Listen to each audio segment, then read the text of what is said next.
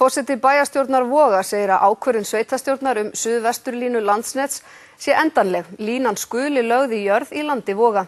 Landsnet segir að samningur loftlínu sé enn í gildi. Sveitarfélagið Vogar gerði samkomulag við Landsnet árið 2008 suðvesturlínu sem þá átti að leggja ofanjarðar.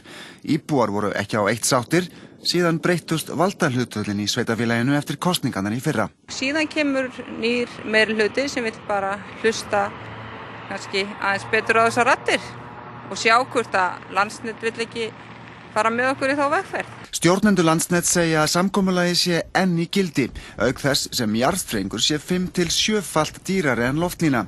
Því mati er reyndar hafnað í áliti sem Almenna verkfræðistofan gerði árið 2008. Inga segir að ákvörðun sveitarstjórnar Voga sé endanleg, ekki verði bakka með hana, en þýðir hún að ekkert verði af línulögn í gegnum land Voga? Nei, alls ekki. Ég ætla bara að vona að svo verði ekki. Þessi lína er lögð í streng frá Fitjum og inn í álverinu sem að mun koma eða væntanlega og þá ætti nú að vera hægt að leggja þetta í strengi gegnum okkar sveitarfélag líka.